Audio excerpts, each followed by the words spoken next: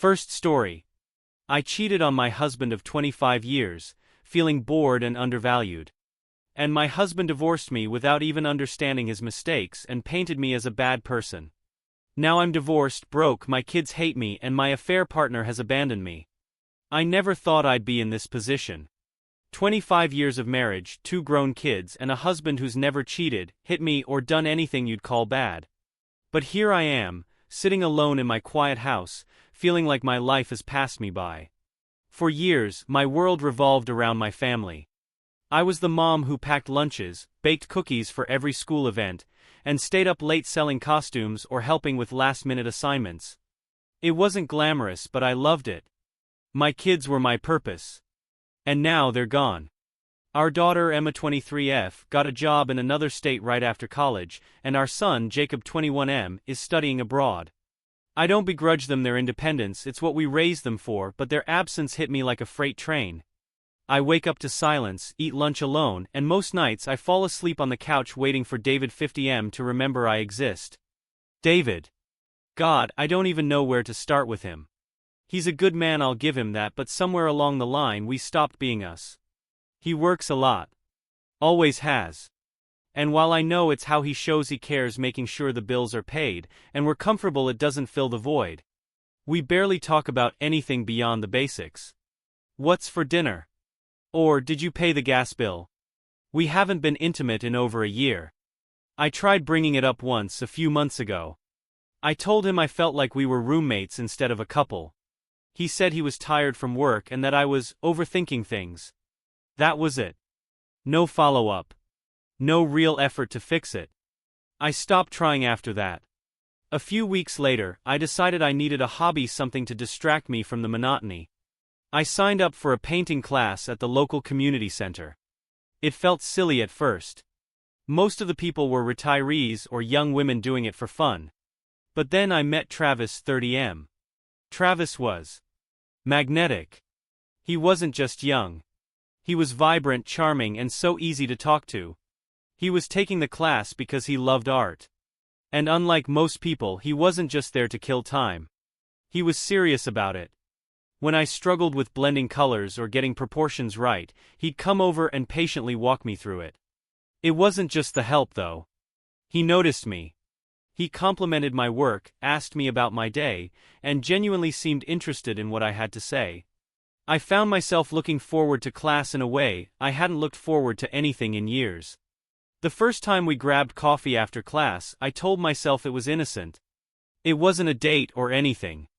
Just 2 people talking. But over the next few weeks, coffee turned into lunch, and lunch turned into long walks where I vented about how unfulfilled I felt at home.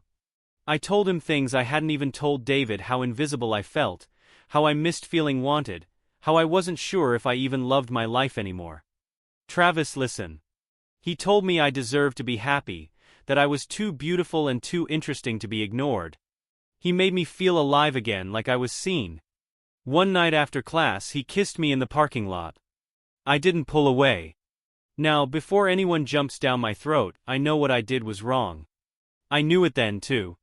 But it felt right in the moment. For the first time in years, I felt wanted. Desired. I told myself I deserved this.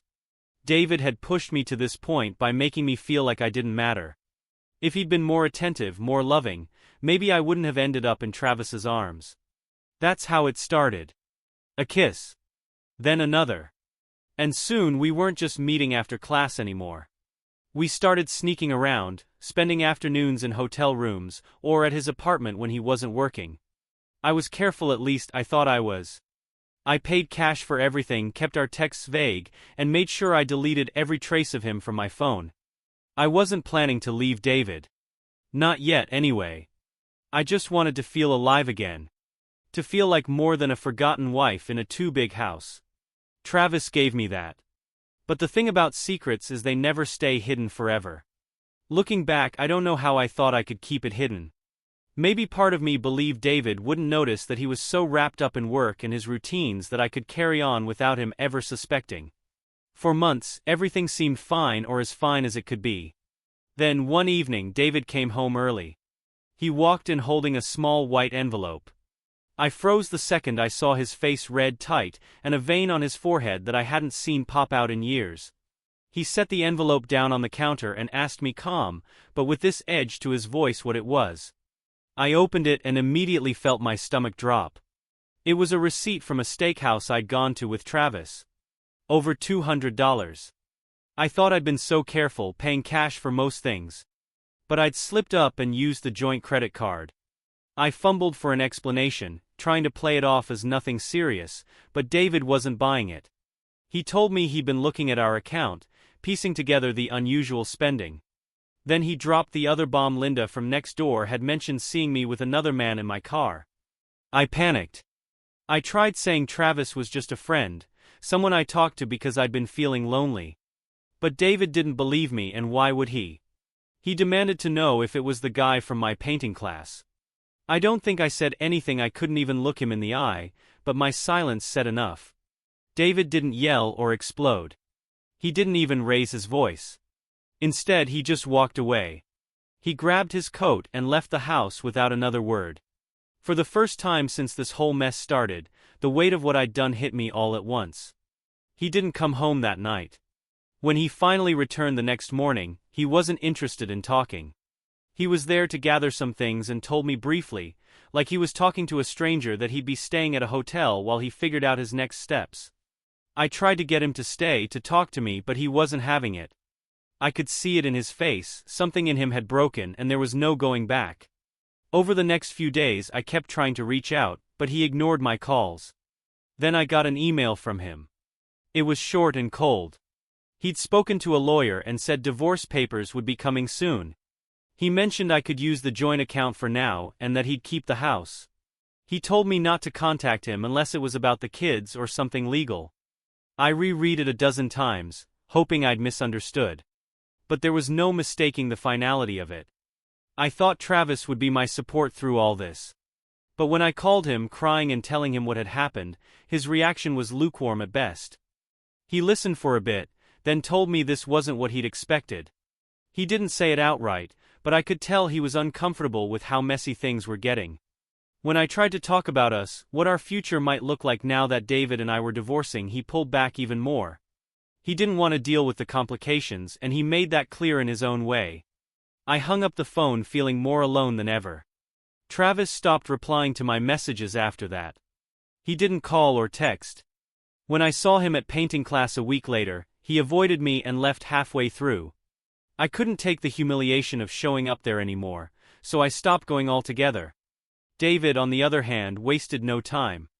Within weeks he had everything set up with a mediator. He was generous in the settlement, more than he needed to be.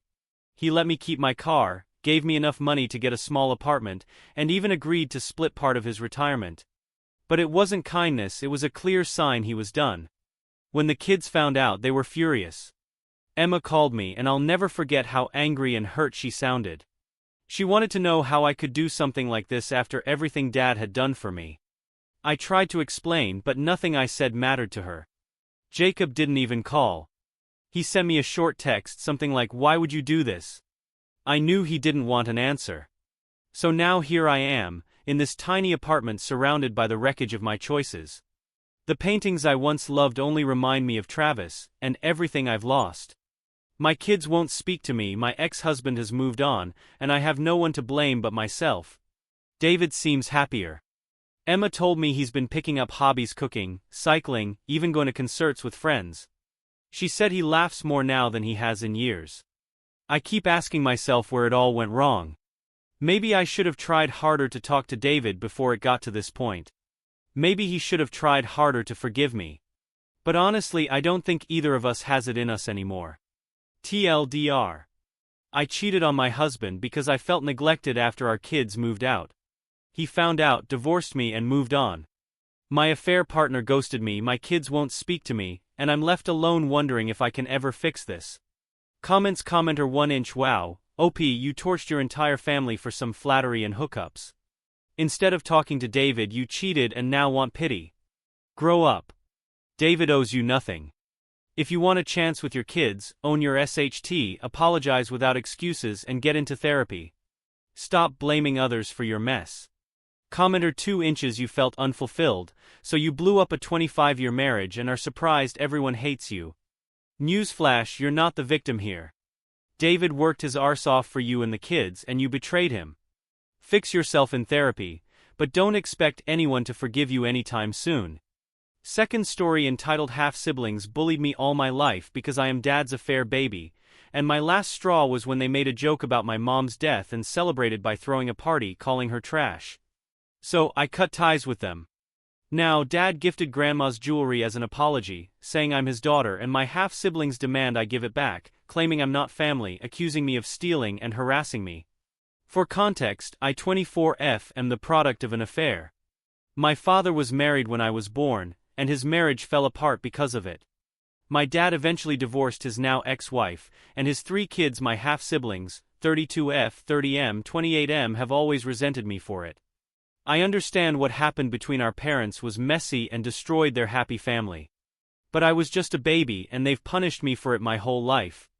Growing up, they excluded me from everything. They didn't want me around, made cruel comments when I was, and acted like I didn't exist unless they were making me feel unwelcome. The worst part was when my mom passed away when I was 19. While I was mourning my mother's death, they openly celebrated. I found out they made jokes about how the trash took itself out, and threw a party less than a month after the funeral to celebrate it. That broke me, and I've been no contact with them for years over it. Our shared grandmother wasn't much better. She wasn't outright cruel to me, but she clearly favored my half-siblings. They spent vacations and summers with her, while she barely acknowledged me. She also made it known on more than one occasion that she wanted her jewelry to go to my oldest half-sister 32F, when she passed away as the oldest female grandchild in the family, since she never had any daughters of her own. It was well established to everyone that knew her that this was her intention. However, she didn't leave a notarized will, so legally, her estate went to my dad as her only child. To my shock, my dad gave the entire jewelry collection to me. He said he regretted how I'd been treated by the family, and wanted me to have something meaningful. It was the first time he had ever done something to truly acknowledge me, and I was floored. Now, my half-siblings are furious, especially my oldest half-sister. She's demanding I give her some of the jewelry, claiming that since she was closer to our grandmother, and she had always intended for her sister to have it. It's unfair that I kept it all. She even said I wasn't really part of the family, and has been calling me selfish and accusing me of stealing what was rightfully hers. I refused. I told her that after years of being treated like garbage, I'm not giving up the one thing my dad has ever done to acknowledge me. She accused me of being bitter and petty, saying I'm using this to punish them for things that happened years ago. I'll admit, part of me feels like I'm finally getting some compensation for their horrible treatment of me. But the other part of me wonders if I'm being petty or cruel by keeping it all when the others were so much closer to her. So, AITA. Edited to add due to some people making assumptions about my mother.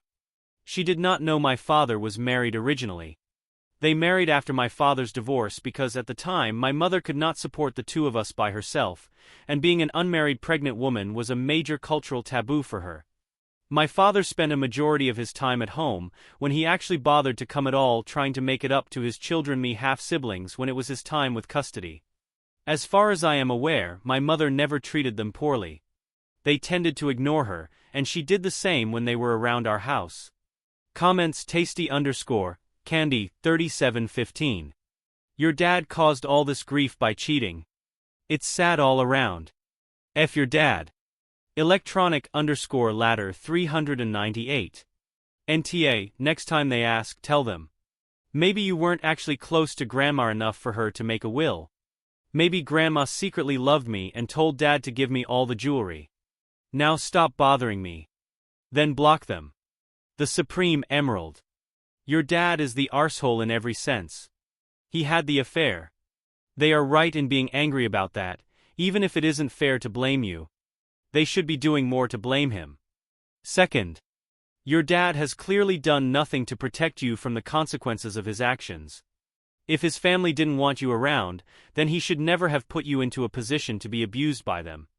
Again, they are rightfully angry. You should have gone your life with minimum interaction with them. But he forced you to be around them, until you were an adult who could legally cut contact without his say. Third, He should not have given you that jewelry. If his mother hated you, then it was a grave insult to her memory to gift you that stuff. They are, again, right to be angry. Not angry with you, but to be angry. He created this drama, and now you're suffering the consequences. I should point out that gifting you jewelry is SHTTY to you, not just his family. Your life has been SHT because of his mistakes. Does a bribe really fix that? Can he buy your love and forgiveness? That isn't compensation. He tossed you a hot potato drama bomb, and he should have effing known it. It's effing obvious. Judgment NTA update 4 days later. First, I want to thank everyone for the responses, advice, and support. I never expected this post to gain so much attention. And it's been overwhelming, but also incredibly validating to know that so many of you understand where I'm coming from. After reading through the comments and reflecting on everything, I decided to stand firm in my decision to keep the jewelry. This is the first meaningful gesture my dad has ever made towards me, and I'm not going to give it up, especially to people who have done nothing but make me feel like an outsider my entire life. For greater clarification, the jewelry also represents a greater apology to me. No one had ever apologized for the treatment I faced throughout my entire childhood, even when I chose to cut them off. Not for the constant name-calling, not for the actual slurs they would regularly call me, not for the unwanted comments about my weight and how I was a pig just like my mother, none of it. Before, this is the only apology I've ever received even tangentially relating to my childhood. And yes, I am very aware of how bitter I sound here. That said, I didn't want to completely close the door on reconciliation. So I reached out to my dad to discuss everything. I asked him why he gave the jewelry to me and what he thought about the backlash from my half-siblings.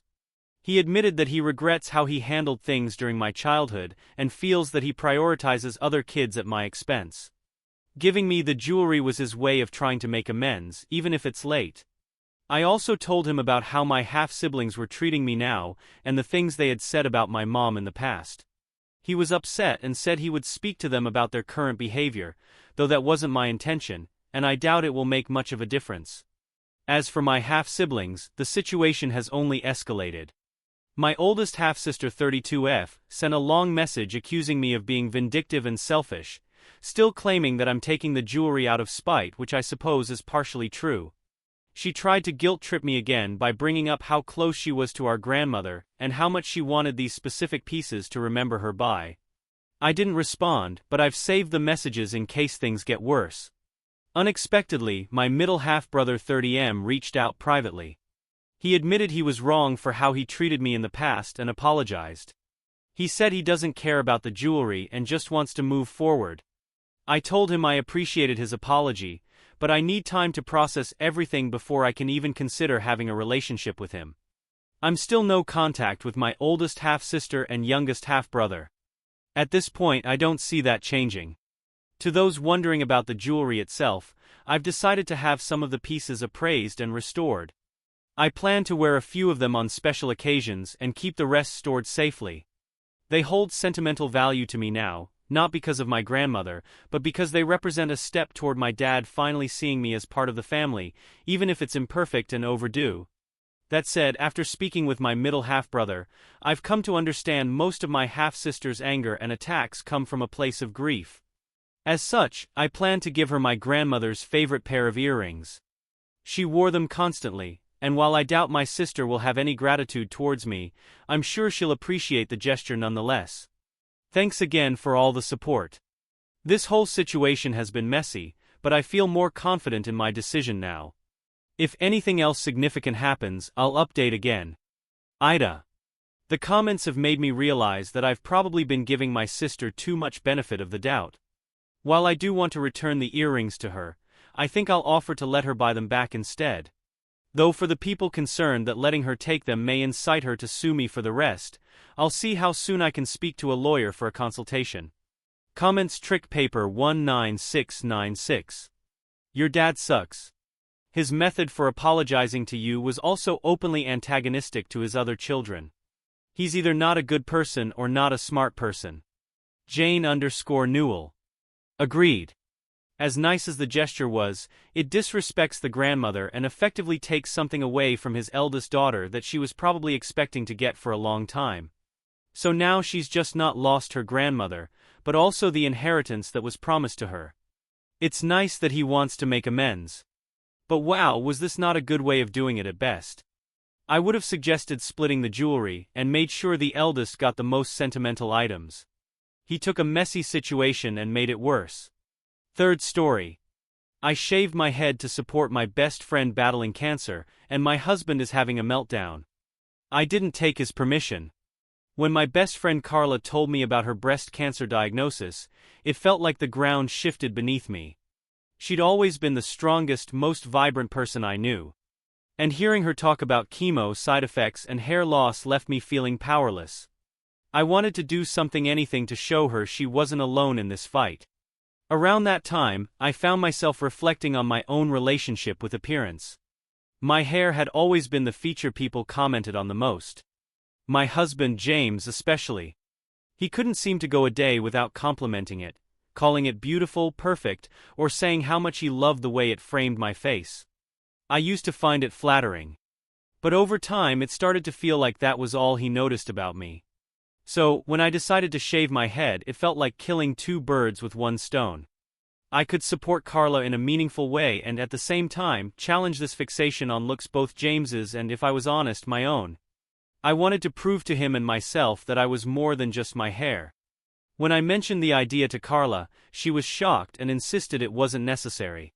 She appreciated the thought, but made it clear she didn't expect anyone to go that far for her. Still, the decision felt right to me. This wasn't just about Carla. It was about showing that beauty went beyond appearances. The next morning I went to the salon and had it done. Watching the hair fall away was surreal, like shedding a piece of my identity. When I sent Carla a photo, she responded with a mix of gratitude and disbelief. But I could tell she felt a little awkward about it too. What I didn't expect was the tension this would create at home. James didn't take it well. When he saw me for the first time after the haircut, his reaction was muted. I could tell he was uncomfortable. At first he seemed at a loss for words, and when he finally said something it was polite but distant. Over the next few days he pulled back. He spent more time at work, avoided looking at me directly, and when we did talk it felt forced, like there was a wall between us. I asked him if something was wrong, but he denied it, brushing off my questions. It wasn't until later, in a rare moment of honesty, that he admitted the change had been hard for him to process. He didn't see me the same way, he said. It wasn't just the hair, it was that I had made such a big decision without talking to him first. That stung. I felt like he was reducing me to something superficial, as if my hair was the defining feature of our relationship. My parents weren't much better. When I visited them a few days later, the first thing they did was gasp at my shaved head. My mom immediately asked what had happened, and when I explained the situation, she didn't hold back. She thought I'd gone too far, calling it a rash, dramatic gesture. My dad was quieter, but didn't seem to disagree. What hurt most was when they brought up James. They said he must be struggling, and implied that I had been inconsiderate for not discussing this with him beforehand. My mom even said something like, "Marriage is about partnership. You should have thought about how this would affect him." The insinuation that I'd been selfish made my blood boil. I wasn't selfish, I had done this for Carla, for a cause bigger than myself. Looking back, maybe I had underestimated how much this would shake things up. I didn't expect James to be so affected, and I certainly didn't expect my parents to take his side. I thought they would admire the gesture, see it as something brave and meaningful. Instead, I felt like everyone was painting me as the villain in my own story, as if I had done this to hurt James or make a spectacle of myself.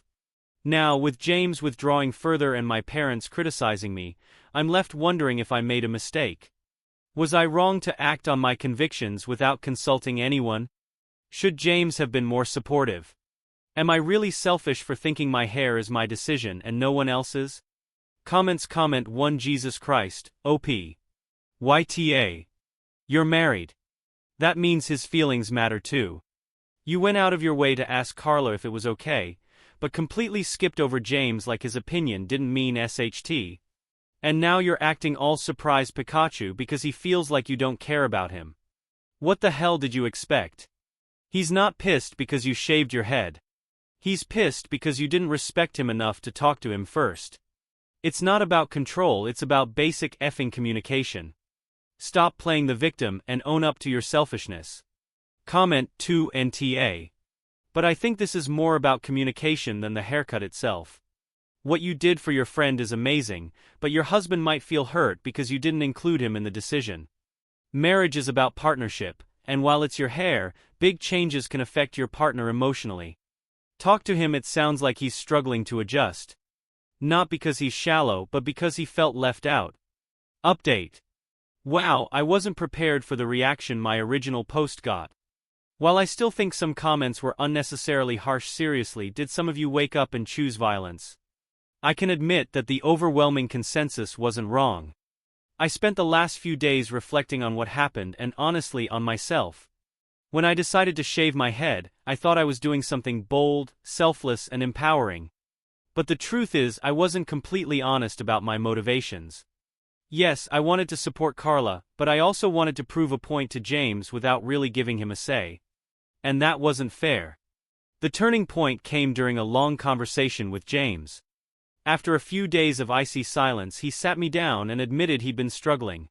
He said he felt hurt not because I changed my hair, but because I hadn't included him in the decision.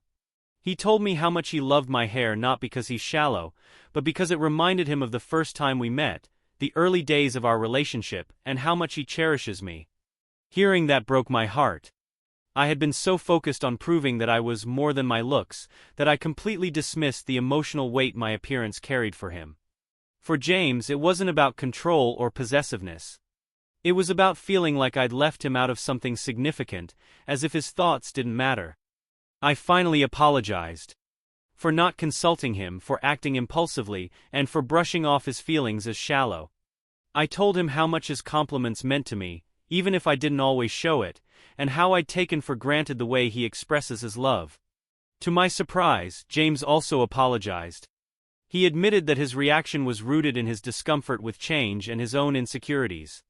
He explained that he wasn't trying to make me feel less than or undervalued, but that my decision had blindsided him in a way he wasn't prepared for. We talked for hours about Carla, about why I felt the need to make such a dramatic statement, and about how we could handle these kinds of situations better in the future.